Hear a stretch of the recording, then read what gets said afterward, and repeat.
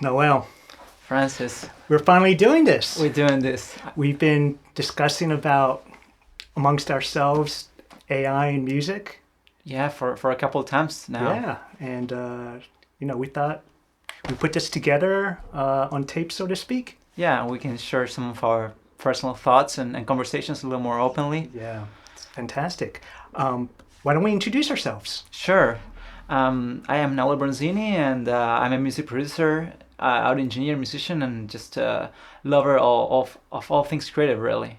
Yeah. And yeah, we're here in my studio in Berkeley, and I'm here with Francis. Yes. And please.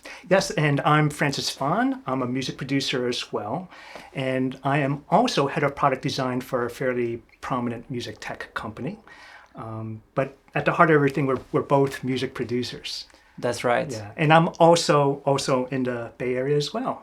Yeah, so we thought making music with people in the Bay Area, and since this is also the mecca of tech and technology and development, why not to discuss these things that intersect right Yeah. here? So why don't we just jump right in? Let's do it. So I'm gonna put you on the spot, and I'm gonna ask you a question, All right. and just to demystify and give a little bit of background. What is this AI thing, Francis? What is AI? Wow, Yeah. we've been hearing a little bit about it lately, haven't we? That's right. Essentially, AI is simply a technology, and it's driven by massive amounts of data. And what AIs are really good at is finding patterns in the data in ways that we can't do as humans. And when you do things in a particular way, AIs are very good at doing like predictive modeling. And so really at the end of the day, AIs uses the data that the data is used to train it, and there are some particular type of outcomes that it can produce in a way that reflects the data set that it's been trained on. Wow, it sounds. When I think about it, sometimes I think of a person that's really taken a deep course in music appreciation, but at a large scale somehow. Super large scale, but in a way, it's not too different about if you think with us, you and me, we are shaped by our own experiences, right? And our experiences are in a way defined by by what we've lived through. Where with AIs, it essentially can scrape anything through humanity that's been like a digital record. And so of course, if you could imagine, if these AIs have access to to what Google has access to, that's a pretty Sure. staggering amount of data. That's right. Yeah, I mean, it makes me think of all the years that I've been listening to music since I was a little child, and even without realizing what things I was hearing, just from my parents, from the communities I was part of, and I think sometimes people ask me, so now, well, what are your influences? Why do you, or what are you writing right now? And I might not even be aware of the things that I've ingested, right, aesthetically, and the things that kind of shape our taste in a way. So I can see the parallel in that between our human experience and how a machine might take impulses. Sure. However, there is one major difference is that, for us, our musical influences are very tied into our life experiences, Right. right? Like things we've been through, breakups, right? New loves, right? Things that inspire us, things that, that makes us emotional. You're talking about emotions attached to a certain art appreciative moment in time, perhaps something like a song Yeah. that reminds us of a certain time or place, Yeah. a smell, Yeah. taste. And That's right. and so really we can't separate like our when we write or produce something. I mean, it's all intertwined in terms of, yes, we have our musical influences, but then we also have our life experiences that will certainly impact like how we write. Yeah, how we make those expressive or creative decisions. Correct. So in a way, so this is one important difference between us as humans and AIs, where AIs pull from it, a lot of I guess human references or experiences, so to speak. Like what it doesn't have is a particular context. Where for you and I, when we write, there's some type of experiential context associated with what we do. That is true. That's true. And if these models are being trained by human created first data or arts, or let's say a painting, I'm curious to what will happen when we'll get to a point where models will be trained upon things that were not created by humans. Perhaps in a longer run, it will be derived from a human creation, right, at the very core, but like maybe the iterations will be so many that at some point things will be very far away from a human source. So that's really interesting, and it reminds me of years ago, as AI was really starting to hit kind of like the mainstream. There's that ancient game of Go, and I think there was like this DeepMind team, create this AI to compete against like the world champion in Go, which is like considered like the most like difficult game in terms of complexity, and kind of like the takeaways from this whole event. Deep Go, by the way, won overwhelmingly against this world champion. But what happened? There was out of the 5 matches, in one particular match, AlphaGo did something that was considered like really unorthodox, right? And then in another match, Sodol did something as well that was like, relatively speaking, pretty unorthodox. And so really what's interesting with these AIs is that it learns from itself, and it doesn't have a notion of, it can do this or it can't do that, right? It'll just try things. Almost the concept of right or wrong. Yeah, there's no self-judgment or anything like that. It'll just blindly do it, and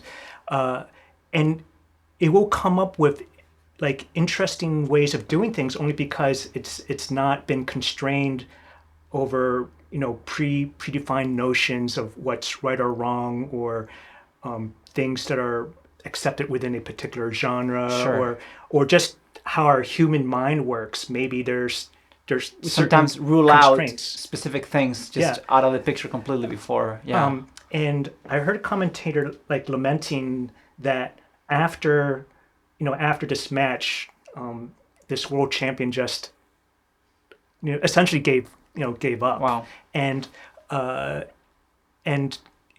this commentator was saying that perhaps there could have been an opportunity for the world champion to see what this AI does, and perhaps like learn from that AI, and and in doing so, like up-leveling himself. So there could be opportunity there, in that these AIs may offer, or potentially offer, just a out of the box and thought point of view. Right. So that could be interesting, and I think certainly there's implications for us as far as getting ideas or different inspiration, right? That's interesting. Yeah, I mean, I always think of this idea of I love to take walks around Berkeley, and I see things that happen around me, and almost like a photographer, I think sometimes it has to do with how we perceive, how we capture a moment in time, but it could be a new idea spit off of an AI generator machine. And it might. Yeah.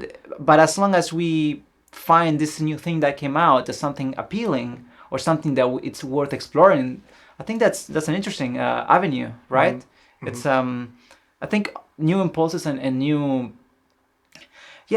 points of view, even whatever these points of view are coming from, could be a spark for inspiration.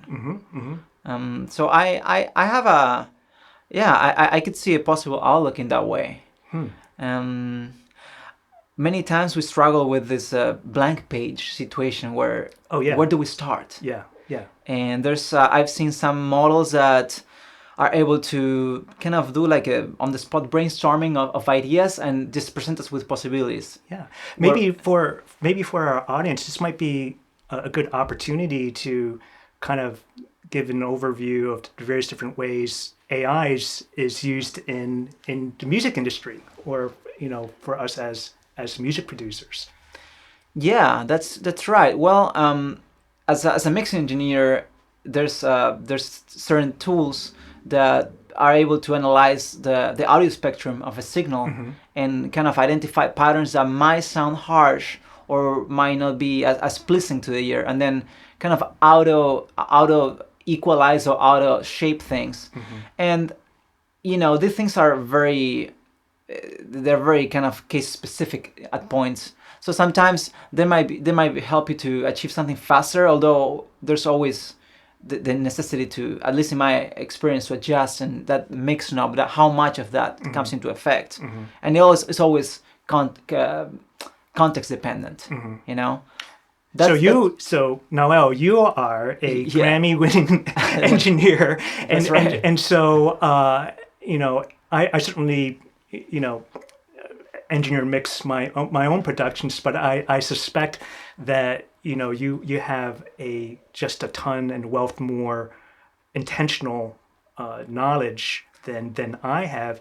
For me, I might use this similar tool not to sculpt into, like, you're basically sculpting, where for me,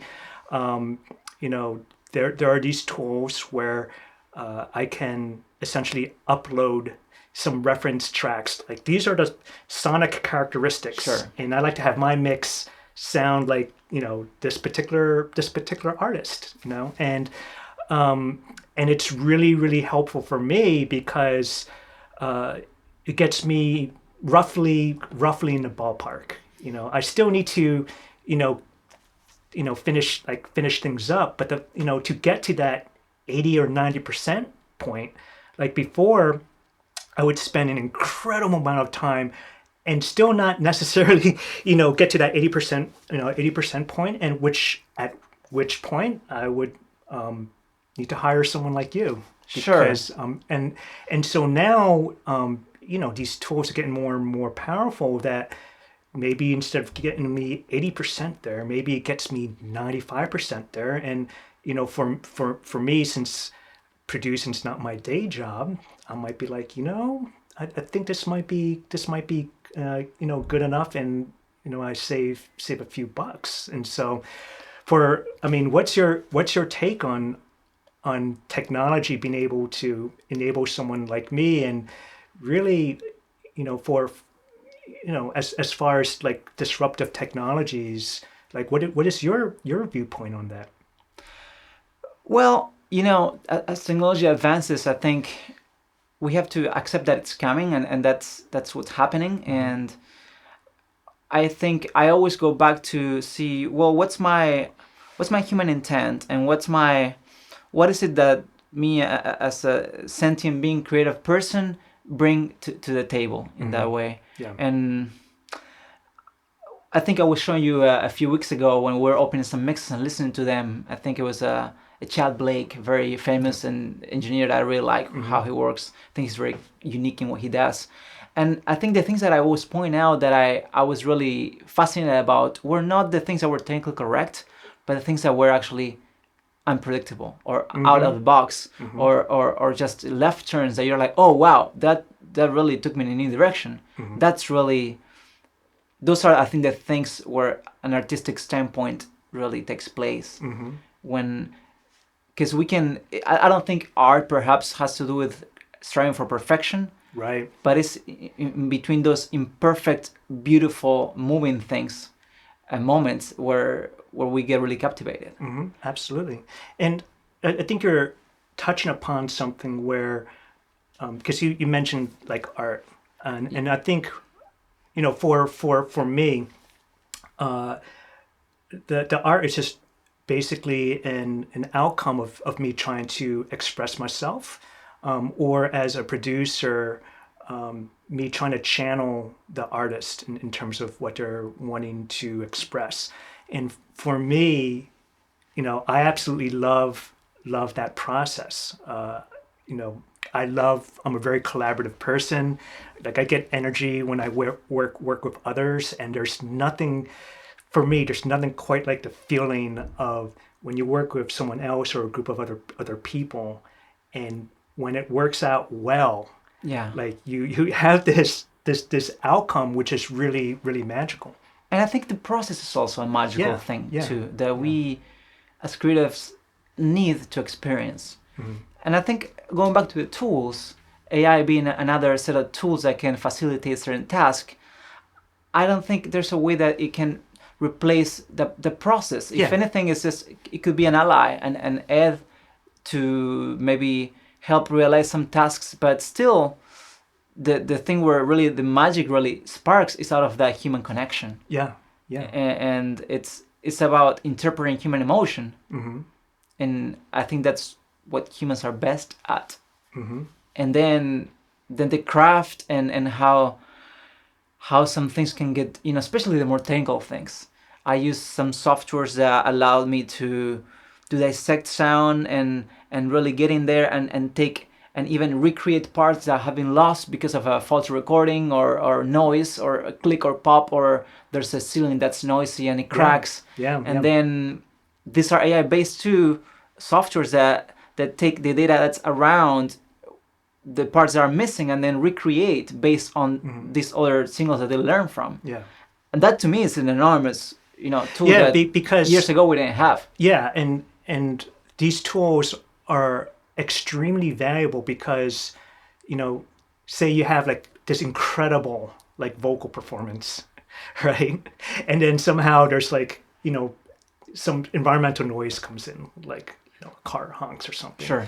And but you only had that one moment in time to capture that, and so really, a lot of times it's hard to reproduce a particular performance. So to have this tool go in and just, essentially fix it. Oh, It's incredible. really I mean, amazing. Yeah. I've through different projects I've been able to save these magical moments like this. I always talk about the demos and the pre-production, and I always try to record things as good as I can from the get-go because it's really hard to reproduce an Yeah, emotion. absolutely. Yeah. Yeah. And sometimes there might be a guitar buzz or a click or pop or it's like you just said, and having these tools at disposal is quite Yeah, to incredible. give you the options. So, we started about like, okay, examples of AI in music. So we talked about on the mix end. How about AI in terms of actual musical content? There's quite a few things happening out there, right? That is true. Yeah. And this is where I feel like the blank page kind of idea starter can be interesting, where Yes. Yeah. you get suddenly you're presented with the bare bones of an idea that then we can interact with and then create upon that. Yeah. So, I mean, I guess I'm not going to kid you. I'm sure a whole bunch of other creators, we have writer's block. Yeah. From time to time, like literally you sit down, it's like, I'm going to write today. And, you have this blank canvas in front of you. And so there are definitely tools that out there where you literally could specify a particular genre, and you could, spit something out, which actually potentially could sound pretty good. They actually, And they do sound good. yeah, like oh my God. And a lot of times it's like, wow, like what this thing spit out in seconds would have taken me way longer than that, perhaps hours to get to a similar point. And it's like, oh wow, this is an efficient launch pad. It is true. Yeah, I think that launchpad can be really useful. But at the same time, I don't think that we as creatives will put aside that initial brainstorming as a practice, as a means of expression and just exploration. I think we always will carve the necessity, right? Or we'll have the need for being and doing and grabbing the guitar and being really, really in the moment. Mm-hmm. Yeah, what is creativity? What is creativity? Okay. I would take a stab at that. It's to being able to synthesize a particular type of outcome based on intent to create something novel or novel in its own way. I think the notion of novel, whatever that means or how it manifests itself, to me is kind of a criteria. Yeah, I'm always on the romantic side of things, but I like the word intent, Mm-hmm. and I think there's a sense of honesty also Mm-hmm. that is attached to creating something of deeper meaning in a way, Mm-hmm. where we almost are making something because we need to, Mm-hmm. in a way. Mm-hmm. But perhaps creativity and art don't always have to fully, be in the same space. They could be perhaps separate things, or they can intertwine or not. So, okay. So what is, I took a stab at defining what creativity is. Oh. You know what's coming. I put myself on the spot. What here. What is art? I think art has to do with a need to express something through a highly refined craft. In a way, I think there's craft meets the need for expression, and then when things align, there's an outcome that comes from that intent and from that necessity. Yeah. And then there's the work itself, that's this self-contained universe of sorts that has its own rules, its own boundaries, and its own possibilities. And then there's the other side of things, that's whoever is viewing it or hearing it or experiencing it. And then there's all sorts of other associations and ways of interpreting and feeling from that that sometimes match the intent of the creator of that piece, and sometimes they don't, and that's okay. And that's where we all different individual humans, connected but also unique. So I want to dive in a little bit about how do you find art. To me, like, would it be fair to say art is a particular type of outcome where creativity is the intent? And so with regards to the outcome, it may fall into let's say various different categorizations. Like, say for music, it's like a genre or a particular style. So from that standpoint, humans create art, and AIs can create art as well, because AIs are generating like these artifacts.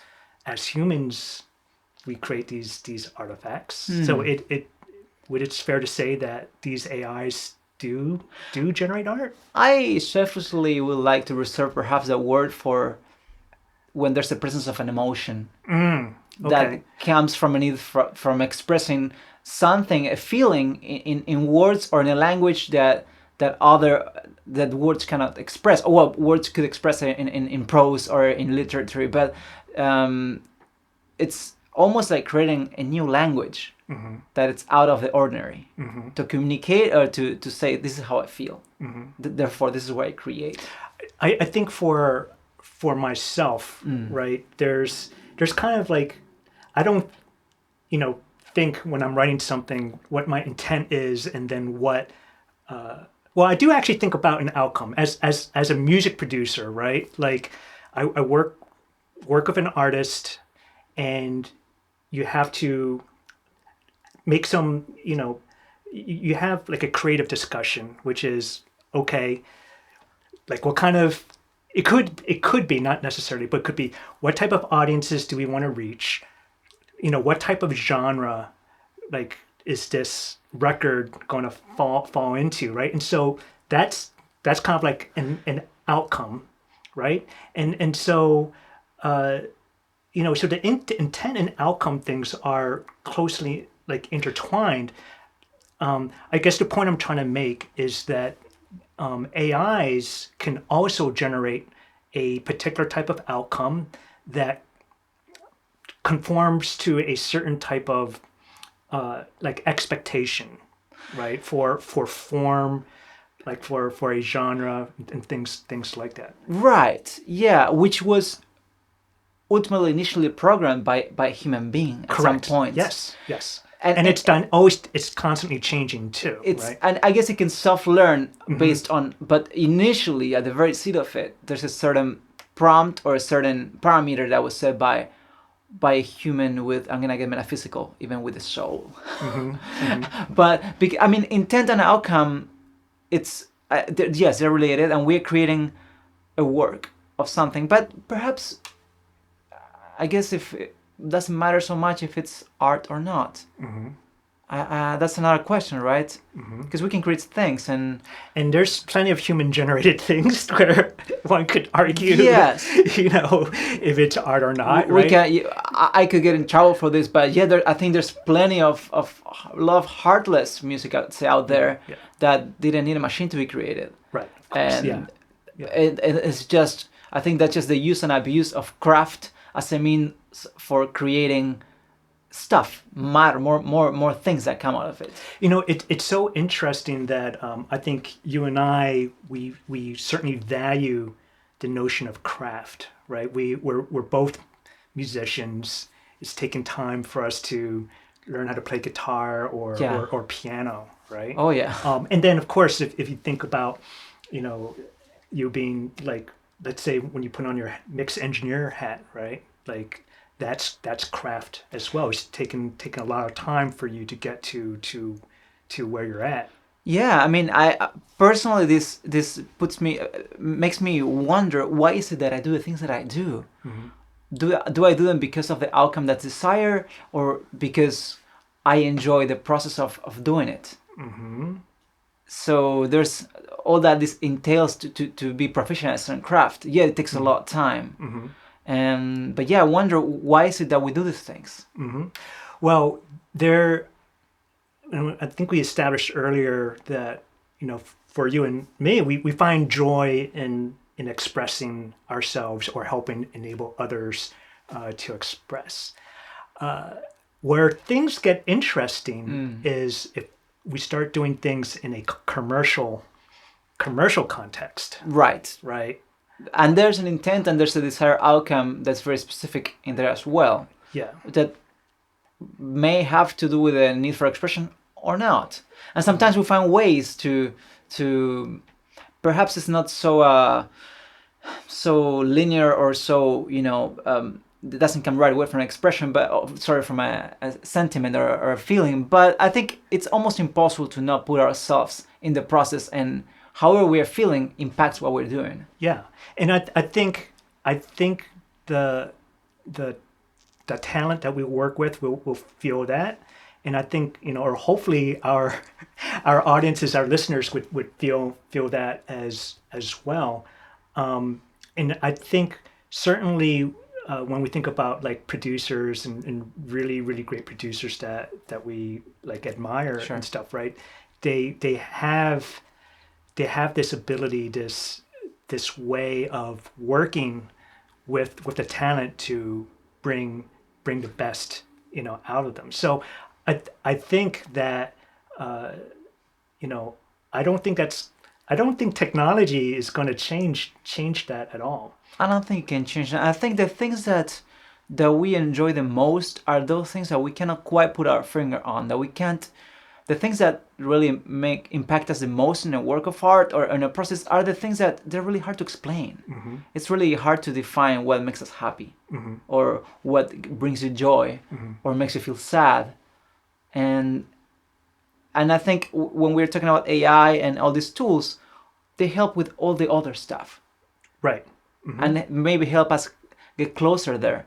But then that final percent, that wrapping of things and that magic touch, I think it comes from the emotional world. Right. And to kind of dig into a little bit what you just said there about technology like helping us. I mean, if we take a look historically in terms of how technology has evolved in the music production process. I mean, if we think, the advent of synthesizers, right, and then samplers, and then digital audio workstations. I mean, even going way back, I'm seeing a guitar right there that has frets that are made of metal and that help us have a certain intonation and play chords in a way that before perhaps wouldn't have been able to. There's all these tools that have to do with technology, right? Right. That ultimately are sources of inspiration for creating new things. And what I didn't mention earlier is that when each of these, like the technologies I just mentioned earlier, at the time it was introduced and started coming into the mainstream, there's always like A little bit of a pushback. there's definitely a lot of pushback, right? And I think we're always threatened by what's unknown and what we don't fully understand yet. Well, Yeah. I think also if you think about who is doing the pushing back, whenever you have some disruptive technology, and this is across all creative fields, just very generally speaking, new tech tends to democratize, democratize things to the masses, where the masses are able to do things that prior was only able to be done by like these specialists who invested a lot of time and money. And so all of a sudden, you have these tools, and now it kind of negates the value of these former specialists. And then kind of, over time, you got like these steps going on. But I always like to say cream always rises to the top. And so for a given population, right, everyone who has access to the same types of tools, there will always be those who, can perhaps make something. And then there will also be a smaller percentage of folks that can actually do something really interesting, or like subvert the technology in a way that it wasn't intended and come up with really, really like interesting. Yeah, the pioneers. Yeah, the people absolutely. that are ahead of the curve in a way. Yeah. Yeah, that's true. And again, I think looking at it through that lens, it puts human intent and just human expression at the forefront again, which makes me happy personally. And so there are as before there are some folks that are saying, yes, AI is a tool, and we feel that it's just a tool, like, it's disruptive predecessors. But some are saying that it's different this time, because now the AIs are capable of generating things that are in many cases indistinguishable from human creation. I mean, how do we feel about that? That's an interesting question. Yeah. Is it really different? Like, or is this just yet another tool? And it might seem, pretty crazy, but I mean, I think we are yet to discover, Yeah. and I'm curious, to how it will develop in time, how it will, how it will develop in time, and how close it will get, or maybe we'll just take another turn where it doesn't strive to get closer, but to be a thing of its own that's different, that perhaps even humans cannot even create or perform or realize, and then it becomes another novelty. Yes, yeah. Which could spark inspiration back to Yeah. humans, Yeah. taking as inspiration for new creations. Yeah. Let's talk about novelty for a second. I mentioned before that for me, one of the criterias of creativity is that you're introducing some form of novelty, right? You're bringing something into the world that essentially differentiates you in some way. And so the reason why I feel like really quite optimistic about like, where AIs fit in terms of our creative processes is that for me, I always strive to find a way to differentiate myself. Yes, of course, I'm going to produce something that will fit into a particular genre, Or you might right? not. Or may not. But certainly, let's just say, for argument's sake, that I am trying to fit a particular genre. There's still, and all a genre is like, you know, some set of agreed upon parameters, right? That makes a genre. But there's still something that I'm going to do that is going to be my signature, my Sure. differentiation, and for me, that's my desire. That's like my intent, and so I want to be using tools to help essentially expedite like that process, or maybe along the way, may even be creatively inspired.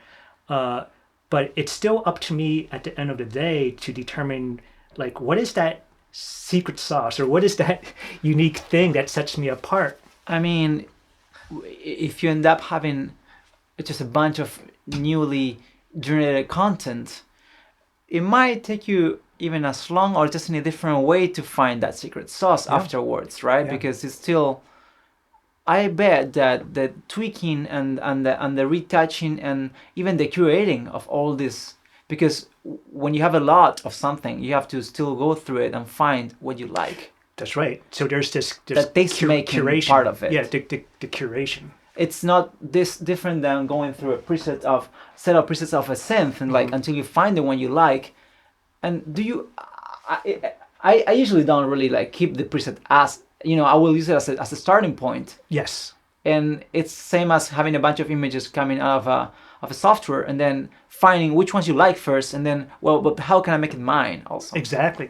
And so what's interesting here is we're describing a process of intentionality where we will put in our time and energy to do particular things to make it our own, and then there's going to be a segment of the population where it could be hobbyists or new people coming in where they might just press that easy button, and what you put in is what you get out, because the AIs again are trained on data, Right. and the more of something like whatever's like popular, right, it's going to be indexed to be biased towards that. So it could very well be that you could press this magic button, things sound cohesive, it might even sound great, but it's going to sound like everyone.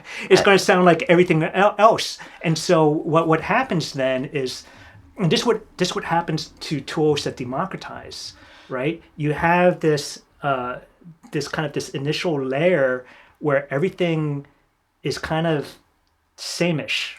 Right? Well, I think that's where it's important to involve folks that are really active in the creative field from the beginning too, into these new projects. So there could be some sort of curation, or even making sure that we are training these models with content that's really exciting. That won't, like at some point, like you say, standardize and perhaps water down the amount of diversity in ways of expression. And that we can ultimately just create beautiful things. Because I think that's what we benefit from, if we can create beautiful, compelling things. Ultimately, how we do them, that's another question. Well, I think we're early, like the collective humanity. I think we're early in this process of understanding, where these AIs, this AI technology, takes us. I think, like, I'm incredibly excited about it. I think when I think about where AIs would really help me are areas that to me used to be like really, really tedious, right? And I think that's where in general tech is really, really good at. And so then like for me, like basic mixing is kind of tedious, right? Like making sure my low end is fitting in everything. I don't have the room, and so to have to have a tool that gets me into the ballpark, that's awesome, because now I could shift more of my energy into what I consider the more creative aspects, like, you know, melodically, like what am I trying to do, or when I'm arranging something, like, Or even if you want to get creative with the mixing side of things, you can, choose what delays, what textures, and that you will have to, I think, you will have to definitely put your own touch to it. Yeah. To think outside of the box sonically. Mm-hmm. What things will make it, like we say, unique or different? How can we spark a flavor? Mm-hmm. Mm-hmm. But yeah, it's interesting because creativity comes in many ways, and you say melodically with the chords, but it could be in a sound design manner too. Mm-hmm. Mm-hmm. Well, it feels like that you and I, we're feeling kind of bullish about the technology. I mean, it's, ultimately yet another tool. It remains to be seen, like, from a disruptive standpoint, what that exactly means. But I think certainly for myself, things always start from my inside, from the core. Like, I'll sit down at a piano and I'll start doing things. That's never going to change. Technology won't do anything for me there. Yeah, I think you're always going to look for that joy of having that organic feel, right? Yeah. That's I think we have to be curious and eyes and ears open to see what comes next, and react to it from there. Yeah, well, I'm looking forward to continuing on this journey with you, Nahuel. I think that maybe we can, we already are leveraging a lot of these AI technologies. Maybe, in the future, it might be interesting if we share, like, how we leverage these tools in a way where we feel we could still maintain, our own identity and humanity as musicians. Maybe we get to showcase some new music that might come out of those interactions. I think that sounds great. Okay, well, I guess till next time. Until next time. All right. Awesome.